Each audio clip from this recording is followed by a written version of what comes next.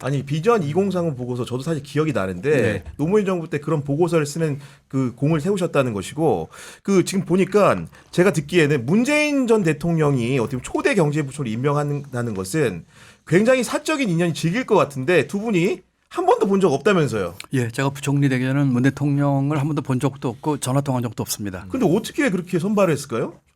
글쎄요, 뭐 그 내막이 알겠습니다까마는 제가 박근혜 정부 때 국무조정실장 하다가 제가 사표를 쓰고 나왔거든요. 아, 네. 이건 도저히 아니다 하고 사표를 쓰고 나왔는데 그 후에 이제 아주대학교 총장을 갔습니다. 뭐 아주대나 청년들하고 같이 있고 싶은 생각도 있었지만 다시 입각 제의가 와서 제가 입각을 거절하고 아 이제 이 박근혜 정부에서는 그 정부직 안 하겠다고 네. 이제 갔던 곳이 이제 아주대학교인데 거기 가서 있을 적에 이제 문 대통령이 대통령 당선되고 출범한 뒤에 연락이 와서 부총리 제의가 왔었습니다. 그래서 처음엔 사양을 했었고요. 왜냐하면 제가 박근혜 정부 때 이건 아니다고 나오면서 다시 공직을 하고 안 하겠다 생각했었거든요.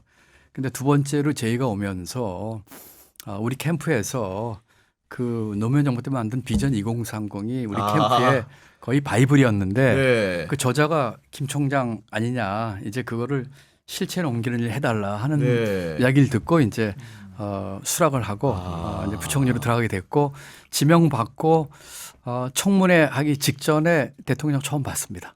청문회 하기 직전에요. 네, 처음 봤습니다. 네, 그런 관계인데 사실은 저도 이제 문재인 정부 때 초반을 이제 수례를 해보면은 그 경제 사령탑과 청와대와 미묘한 긴장 관계라는 게 존재를 했는데 제가 이제 얘기를 들어본 일화 중에 하나가 우리 김동연 그 도지사께서 재임 초기에 경제장관 회의라는 걸 열었는데 네. 거기서 정치인 출신 그 장관 한 분이 그건 우리 지지층이 반대하는 내용이어가지고 곤란하다고 말하니까 회의를 스톱시키셨다면서요. 네, 뭐라고 하신 겁니까 그 다음에?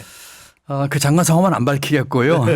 예, 제가 잠시 회의를 중단시키고 마침 이제 그때는 모두 발언만 기자분들이 계셨고 이제 회의 중이니까 기자분들이 없으셨어요. 중단시키고 지금 우리가 특정 당의 지지층만 보고하는 게 아니고 전 국민을 보고하는 국무위원들이기 때문에 앞으로 회의에서 그런 얘기 하지 말라고 경고를 준 적이 있습니다. 그리고 이제 그 저서에 보면은 청와대 정책실하고 이제 의사소통의 문제에 관련해 가지고 물론 큰 갈등은 아니었겠습니다만은 그런 갈등이 표면적으로 약간 나와 있거든요. 약간이 아니라 많이 나왔죠. 많이 나와. 좀 얘기 좀 해주시죠. 뒷얘기 좀. 네. 예, 그럴까요?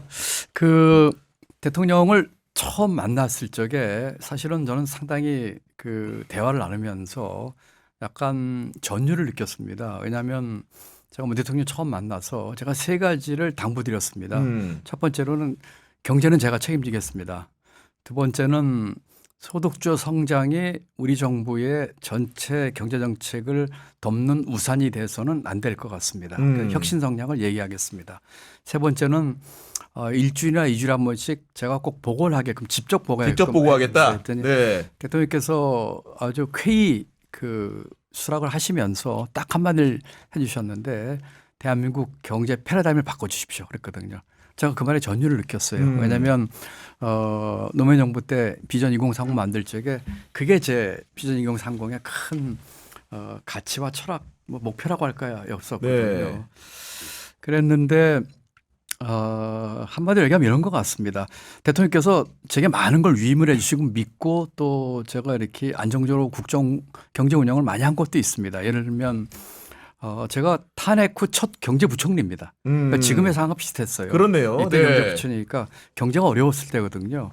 그리고 2017년도가 북한이 미사일과 뭐 핵실험을 하고 이 국제 환경이 정말 어려울 때였었거든요. 그래서 그런 국제 문제들 잘 관리했고 성장이 2%대로 떨어진 거를 제가 1년 반 동안 부총리 하면서 첫 반등을 해는 시켰고. 네. 3.4% 3.2% 했거든요. 그런데 이제 첫 파열음은 이제 급격한 최저임금 인상에서 나왔고 두 번째는 갑작스러운 법인세 최고세율 인상에서 이제 파열이 나왔죠. 저는 그렇게 얘기를 했습니다. 진보의 가치를 추구한다고 하면서 잘못하면 진보의 가치를 해칠 수가 있다라고 얘기를 했습니다. 다시 말씀드리면 최저임금 인상에 저는 동의하지만 이런 속도로 급격하게 가서는 오히려 부작용이 많을 것이다. 공급 수명에 부담을 주니까. 네, 그렇습니다. 네. 그렇기 때문에 특히 이 고용 쪽에 큰 영향을 미칠 것이다.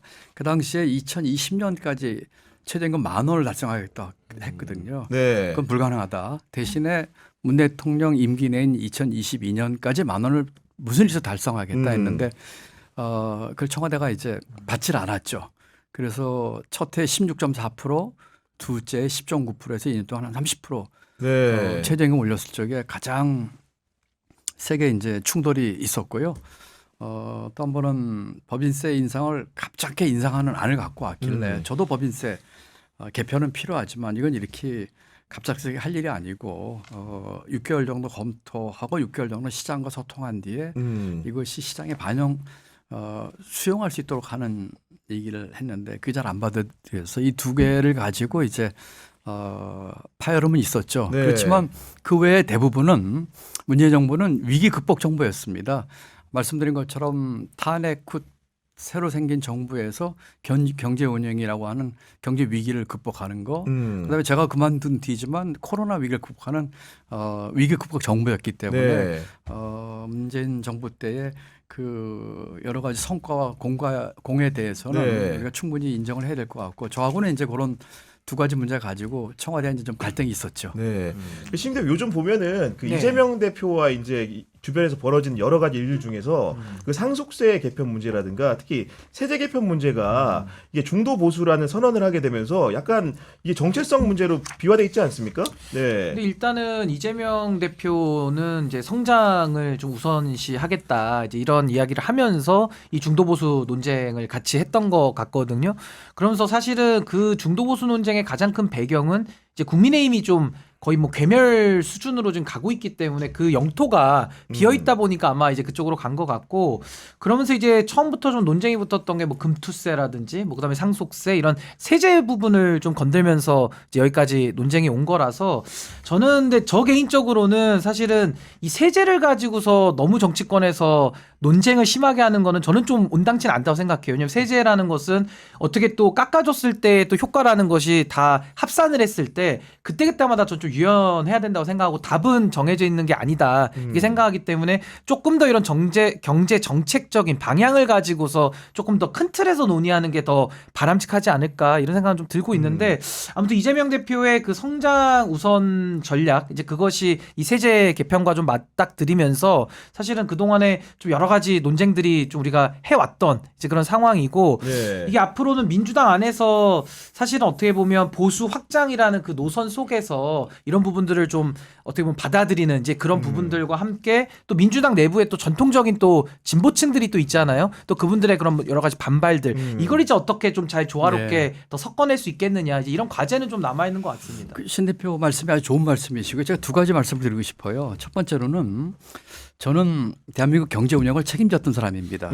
아까 우리 경향신문 분들하고 만나보니까 편집국장님도 제가 예산실장 때 출근하셨던 네네. 15년 전이더라고요. 나라 살림을 제가 한 10년 정도 책임을 졌었다고 해도 과언이 아닌데 그런 경제 운영을 했던 사람으로서 저까지 포퓰리스트가 되면 안 되죠.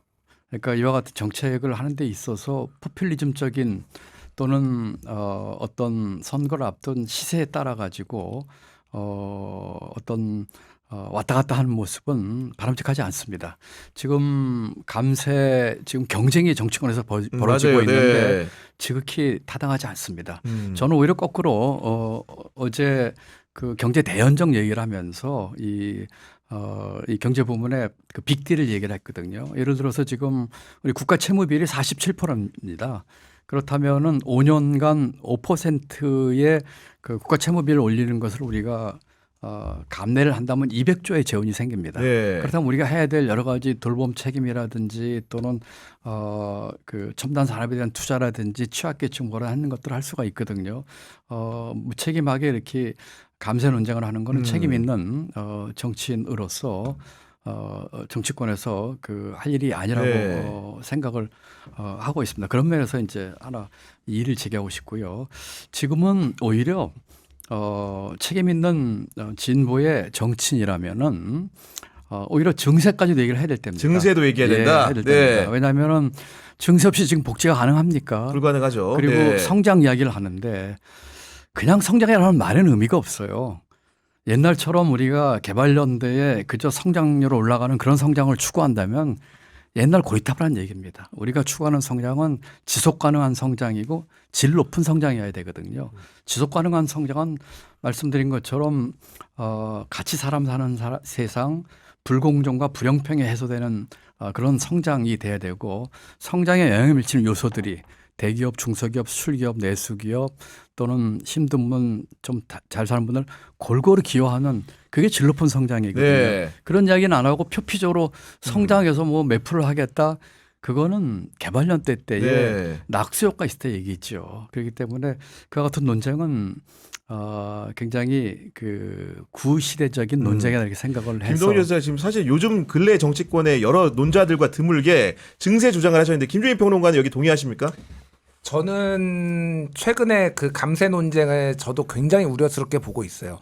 그러니까 뭐 쉽게 얘기하면은 다 깎아주면 소는 누가 키우나 또 이 생각이거든요. 그러니까 네. 그러니까 제가 이제 민주당이나 뭐 이쪽에도 묻고 싶어졌던 게, 작년에 30조 원 세수 펑크 나고 재작년에 56조 원 세수 펑크 났어요. 그러면은 둘 중에 하나잖아요. 세금을 더 걷던지, 그렇지. 경제를 네. 살려가지고 세수가 더 들어오게 뭐 만들던지, 아니면은 아예 세율을 높이던지. 네. 근데 지금 감세를 하면은 그러면은 세수가 더 들어오는 것이냐, 경제가 활성화되는 것이냐, 상속세를 깎아줘가지고 경제가 그러면 더 좋아지는 것이냐. 뭐 일부에서는 뭐 상속세가 과도해가지고 뭐 증시가 안 뜬다 뭐 이런 주장 전 동의하지 않지만은, 그러니까 저는 그런데 이제 그 우리 저기 지사님한테 여쭤보고 싶은 건 그런 거예요.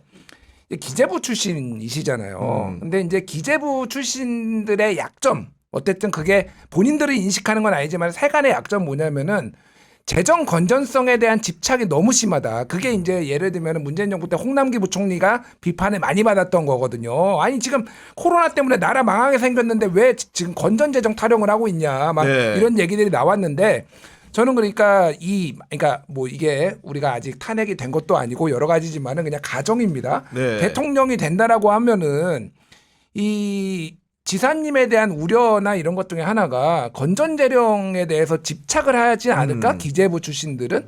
그러니까 저는 어떻게 이거를 재정 운용을 할지, 지금 감세를 하기도 쉽지 않고요. 증세는 더더욱 경제 다 죽겠다고 어렵고, 그렇다고 재정 건전성을 지금 뭐 막 이렇게 해치기도 어렵다라는 이런 약간 옴짝달싹 못하는 이런 상황인 것 같아요. 나라가 경제적으로 봤을 때 좀 네. 어떤 입장을 가지고 네. 계신지 굉장히 궁금해요. 예. 예, 우리 평론가님이 아주 좋은 지적을 해주셨습니다. 그 기재부 출신들이 건전 재정에 집착하는 건 잘못됐습니다. 그리고 잘못됐다. 예, 그리고 하수들이죠. 다시 말씀드리면 재정은 돈을 쓸 때가 있고 그 쪼일 때가 있습니다. 다만 아주 장기적으로는 건전 재정으로 가는 게 맞습니다. 그러니까 어떤 때는 그 걷어들인 세수 이상으로 돈을 써야 될 때가 최소한 두 가지 경우가 있어요. 첫 번째는 경제가 어렵거나 나라의 위기가 왔을 때, 2008년 국제금융 위기, 그다음에 팬데믹 위기, 이럴 때는 돈을 써야 됩니다. 걷어들일 때보다 더 써야 되죠. 네. 두 번째는 우리가 민간에서 하기 힘든 대규모의 투자를 국가가 함으로써 이 산업 발전에 어떤 큰 전기를 만들 수 있다 할 적엔 돈을 써야 됩니다. 가게랑 똑같아요. 우리 식구 중에 누가 아프면은 빚을 내서 고쳐야죠. 그렇죠. 네. 우리 집 애가 공부 잘하는데 좀 교육에 투자하려면 빌려서 돈을 써야 되죠. 똑같은 겁니다. 다만 언제 그러면 쓰고 안 쓸 때냐는 그 판단할 문제가 있습니다. 2008년 때 제가 경제금융비서관이었어요. 청와대에. 그때는 뭐 좀 속된 표현으로 원 없이 돈 써봤습니다. 왜냐하면 이 경제 위기를 해야 되니까. 네. 그리고 이어서 바로 예산실장 돼가지고는 돈을 걷어들였습니다. 이 완급을 조절해야 되는데 그 도마적으로 그냥 건전재정, 사실은 건전재정이라고 하지만 윤석열 정부는 긴축재정을 했거든요. 이게 잘못된 도구마인 것이고 기술적이고 기계적인 네. 관료적인 발상이죠. 그래서 기재부 출신이 다 그렇다는 얘기는 아니지만 그런 면에서 그걸 뛰어넘는 그런 통찰력과 네. 결단이 있어야 되는데 윤석열 정부는 완전히 역주행했죠. 저희 경기도는 작년도 예산, 금년도 예산 다 확대 재정을 했고요. 또 추경 편성했고요. 네. 지금부터 다음 달에 추경 편성에 들어갑니다. 아, 그렇군요. 이렇게 네. 힘들 때에 그 경제 활성화, 취약계층 보호를 위한 데 들어가거든요. 그래서 그런 길을 앞으로 다음 정부에서 누가 돼도 네. 가야 한다고 저는 믿고 있습니다. 질문 네. 하나 좀 드리고 싶은데, 이제 관료 출신 정치인들의 조금 부족한, 뭐 이게 이제 아까 전에 처음에 신인규 대표도 신인규 변호사도 얘기했지만은 어떤 일반 국민들, 대중들과 아니면 지지자들과의 어떤 스킨십 뭐 이런 것 같아요. 그러니까 김동연이 좋은 건 알겠어. 뭐 김동연의 정책도 마음에 들어. 그런데 김동연의 어떤 유연성이라든지 아니면 김동연의 어떤 스킨십이라든지 이런 것들에 대해서 굉장히 아쉬움을 표현하시는 분들도 많거든요. 그러니까 그래서 사실 그거는 이재명 대표가 진짜 잘했던 것 같아요. 보면은 밑바닥에서부터 이제 본인이 굉장히 어떻게 보면 당의 비주류였고 처음부터 그래서 그거를 이제 지지자들을 이렇게 자기로 끌어들여서 돌파해 왔던 건데 그게 이제 아직도 큰 자산이 되고 있고요. 그래서 지금 현실적으로 사실은 당은 거의 뭐 당원들은 상당수가 지금 이재명을 지지하고 있는 상황인데 뭘로 하실지 궁금해 진짜 물어보고 싶었어. 경선 전략. 아니 약간 그러니까 2등 후보예요 지금. 내가 말하는 거는 그러니까 어쨌든 뭐 이재명을 어떻게 이길까도 있는데 그런 거보다도 그러니까 김동연의 어떤 뭐라고 해야 되나 쇼맨십이 저는 되게 부족하다고 생각해요. 쇼맨십이. 예, 쇼맨십이나 이럴 때 정치적 결단력이라든지 이럴 때 딱 치고 나와야 될 때 제가 느끼기로는 한 박자도 아니고 한 두 박자 메시지가 늦게 나오더라. 제 느낌상으로는 그러더라고요. 그래서 이게 왜 그럴까 이 생각이 많이 들어요. 예. 우리 김재일 평론가님 제가 방송도 많이 보고 참 참 좋아하고 아니 정말로 아주 예리하고 그리고 좀 카랑카랑한 목소리도 좋더라고요. 이렇게 말씀드릴게요. 세력과 계파가 아니라 비전과 정책으로 승부하겠습니다. 이번 만약에 여러 가지 조기 대선과 이런 정치의 장이 열려진다면은 아마도 짧은 시간 내에 국민들에게 어떤 비전을 보여주고 어떤 비전을 어떤 정책으로 할 수 있고 그걸 할 수 있는 역량이 있는 걸 보여주는 게 중요할 겁니다. 그렇기 때문에 저는 비전과 정책으로 하겠다. 대결하겠다. 누가 되든 그런 얘기고 다만 우리 김평론가께서 말씀하신 그 부분은 제가 좀 새겨드릴 부분이 많이 있는 것 같습니다. 저도 사실은 어렵게 자라고 제가 청계천 뭐가 판잣집에서 또 천막에서 살고 하면서 힘들고 어려운 분들 잘 이해하고 공감하고 있지만 또 도정이나 이렇게 하면서 우리 도민들과의 그런 스킨십과 또 이런 것들을 많이 하고 있지만 정치인으로서 해야 되는 그런 거는 우리 김평론가님 말씀 제가 좀 새겨드릴 게 있는 것 같아서 더 노력하도록 하겠습니다. 저도 하나 궁금한 거를 여쭤보고 싶은데 이제 대선에 지금 뭐 공식적으로는 아니시지만 이제 출마하실 걸로 이제 다 이게 이해가 되고 있어서 대선 그럼 두 번째잖아요. 사실 한번 했다가 이제 단일화를 하셨으니까. 그럼 관료로서 쭉 지금까지 생활해 오시다가 이제 대선을 처음 이제 정치인으로서 도전을 하셨던 건데 어느 시점에 딱 그 결심을 하셨는지가 저는 일단 지금 제일 궁금하고 언제 처음 딱 나 정치하겠다 대선 출마해야 될까 결심하신지가 궁금하고 하나만 더 여쭤보면요. 지금 국민들이 갖고 있는 이 관료 출신 정치인들에 대한 불신은 뭐 지사님 잘못은 아니지만 예를 들면 뭐 한덕수 총리 또 최상목 장관 이런 분들을 보면요. 도저히 믿을 수가 없는 거예요. 그리고 이분들이 물론 뭐 지사님과는 좀 다른 결이긴 합니다만은 도대체 이 국민들의 마음을 알기나 하나 거의 그 행정국가 현상과 맞물려서 거의 이 관료 집단들이 거의 기득권화돼 있고 근데 지사님은 이제 기득권을 깨겠다고 하시는데 저 기재부 출신들이 지금 하고 있는 행태들을 보면 누구보다 기득권적이고 정말 반국민적으로 지금 행동하고 있거든요. 그래서 이런 부분들이 좀 약점으로 작용할 수도 있을 것 같아서 좀 여기에 대한 지사님 의견을 좀 한번 여쭤보고 싶습니다. 예, 제가 정치를 결심한 것은 아마도 2021년 여름으로 기억을 합니다. 그 전에 수많은 정치 권유를 받았습니다. 어떻게 보면은 편한 길이었죠. 배지 달거나 서울시장 보궐선거나 근데 전부 거절했거든요. 그러다가 그해 여름 대선 국면 들어가면서 제가 단기 필마로 대선 출마 선언을 했습니다. 곰곰이 생각을 해봅니다. 그게 뭐였을까? 두 가지라고 봐요. 하나는 분노였습니다. 하나는 이 정치판에 대한 분노였습니다. 제가 경제부총리까지 하면서 제가 경제부총리 그만두고도 아무런 직업을 갖지 않았거든요. 해결하지 못했던 많은 일들의 근본을 따지고 들어가면 정치에 있었어요. 대한민국의 진짜 문제가 뭘까? 이 문제를 해결하는 대안은 뭘까? 그리고 실체를 옮길 수 있는 방법은 무엇일까? 답을 찾다 보니까 결국은 정치였습니다. 그렇기 때문에 그런 분노, 그러니까 정치판, 붕어빵들 대한 것이었죠. 붕어빵 틀에 아무리 좋은 밀가루 반죽해서 넣어도 붕어빵 그렇죠. 정형화된 나오거든요. 모습이 나오니까 네. 거기에 대한 분노가 첫 번째였고 두 번째는 이 공익에 대한 헌신이었죠. 저는 밥 굽는 집 소년이었고 그의 소년 가장을 해서 국가 사회의 덕을 봐서 경제부총리까지 하는 그런 걸 하면서 사회에 대한 어떤 헌신, 그 환원에 대한 생각을 많이 했습니다. 이 두 가지가 저를 정치로 이끌었고 그리고 그것도 편한 길로 뭐 빼치 달고 뭐 갔으면 쉽게 따라 달았을 겁니다. 그런 게 아니고 제가 만들고자 하는 나라, 추구하고자 하는 가치 하는 것으로 하자 하는 생각으로 정치에 들었었고요. 두 번째는 이제 그 기득권 관료들 얘기를 했는데 제가 이 얘기는 이재명 대표하고 단일화 3번 만났을 때 이재명 대표에게도 한 질문이기도 합니다. 네. 제가 5개의 그 항목을 제시를 했습니다. 네. 아까 윤석열한테 얘기한 거 똑같은 거죠. 이재명 후보가 다 받았어요. 그날로 받았어요. 첫 번째가 권력구조 개편, 두 번째가 정치 개혁, 세 번째가 경제 틀 바꾸는 제안 하나, 그다음에 교육 틀 바꾸는 거 이런 거였습니다. 제가 물어봤어요. 이 대표한테. 이 대표도 그렇고 저도 그렇고 어려운 시절을 살았지만 언제부턴가 기득권인데 근데 이 얘기는 한마디로 하면 기득권 깨자는 건데 이 대표도 그렇고 저도 그렇고 언제부터 기득권 편입됐고 특히 여당 집권 여당의 대통령 그렇습니다. 후보니까 네. 기득권이 기득권 이거 왜 하려고 하느냐고 물어봤어요. 이 대표가 쭉 설명을 하더라고요. 민주당에서 그 변방에서 정치를 하고 이걸 깨고 시작한 싶은 얘기를 것부터, 예. 그 좋은 얘기를 하더라고요. 그 아까 이제 기재부 얘기라고 했는데 제가 그 얼마 전에 기득권 공화국을 깨고 기회 공화로 가자는데 거기에서 제가 얘기한 것 중에 권력기관 기득권 깨가 있습니다. 대통령실, 기재부, 검찰 얘기했어요.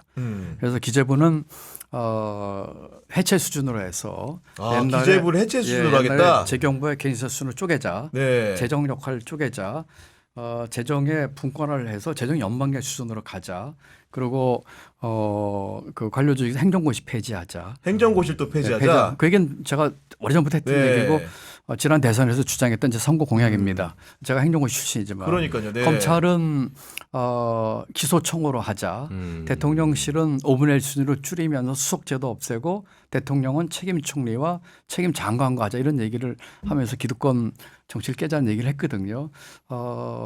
제가 그 속에 있으면서 아까 그 얘기하신 것처럼 저는 처음에 기재부 갔을 적에 사무관한테 갔을 적에 인사하고 뒤돌아 나가는데 학교 어디 나왔냐고 물어보면서 뒤돌아 나가는데 요새 별로 희한하게 나온 애들이 시험부터 여기까지 진짜요? 왔다는 얘기를 들었던 사람이에요. 그러니까 등 뒤에다가 예, 그렇기 때문에 그 특별히 무심코한 얘기겠죠. 무슨 특별한 억하심에서 했겠습니까만은 그런 걸 쭉 보면서 오래전부터 저 스스로 개인적으로 기득권 내려놓기 그리고 우리 사회가 이 기득권을 깨야지만 이 기회가 생기는 거죠. 그 기회는 우리 청년들로 얘기하면 공부할 기회, 장사할 기회, 사업할 기회, 돈 벌 기회, 사랑할 기회, 결혼할 기회 이런 거 아니겠습니까? 이렇게 했기 때문에 저는 이 부분에 대해서는 아주 확고한 생각을 갖고 있습니다.